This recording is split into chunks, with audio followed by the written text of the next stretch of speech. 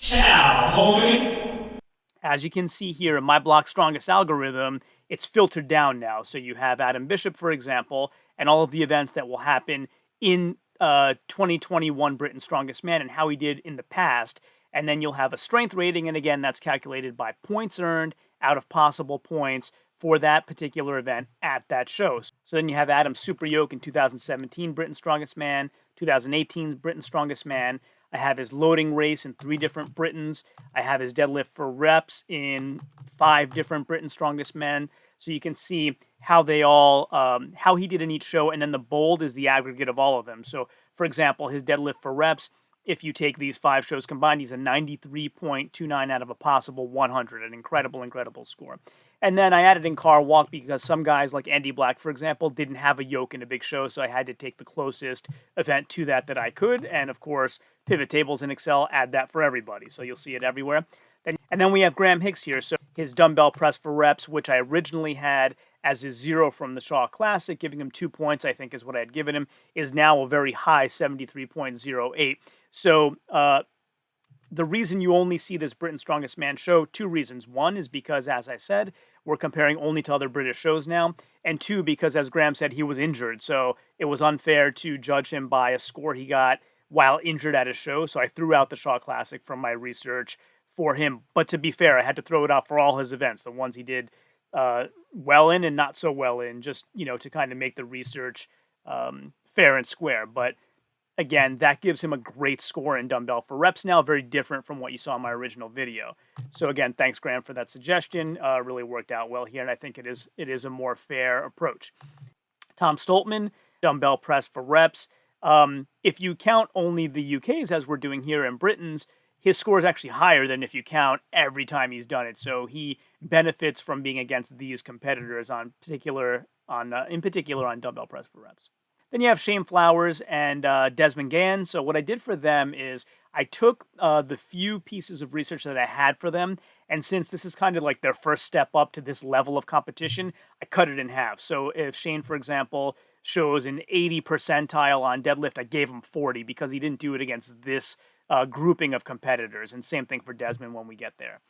Mark Felix, dumbbell press for reps, not Mark's forte, so he had a 0 at an Arnold UK.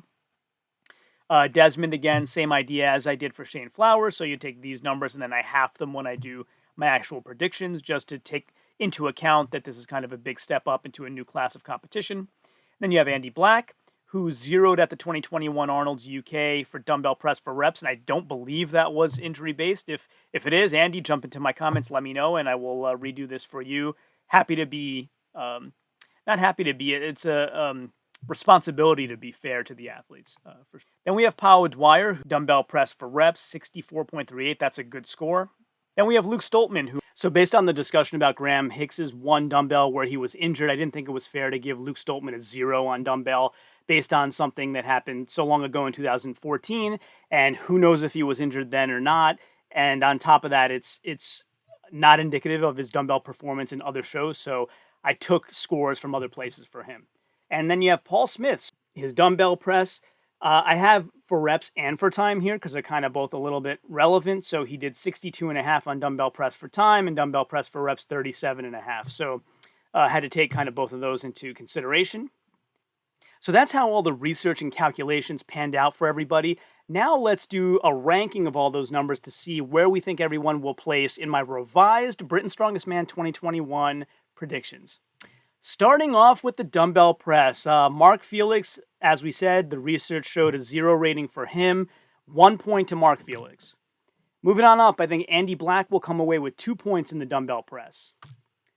Then we have Desmond Gann, who I gave 31.25. So again, if you take a look, I took his performance that I found and cut it in half to account for the fact that kind of this is a big step up for him. 3 points to Desmond on dumbbell. 4 points, I think, goes to Shane Flowers for the same sort of reasoning. I think he edges out Desmond here. 5 points will go to Paul Smith with a 50 rating out of 100 in dumbbell. Luke Stoltman, I think, comes away with 6 points in the dumbbell, 58.08 rating for him. And as we saw Adam Bishop with a 60.9 rating, I think he comes away with 7 points in the dumbbell. 8 points will go to Powell Dwyer, 64.38 rating for him. And now we're getting into the really good scores.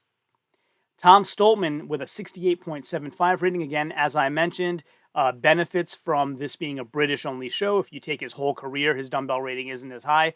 But here, 9 points for Tom. And that leaves the man who brought to my attention the way to do this more precisely and more accurately, and it worked out for sure. Graham Hicks, 10 points, 73.08 is his new percentage when we look at comparison against other Brits and throwing away a show where he was obviously injured. So those are the predictions for the Britain's Strongest Man 2021 Dumbbell Medley. Let's have a look at the yoke by clicking here.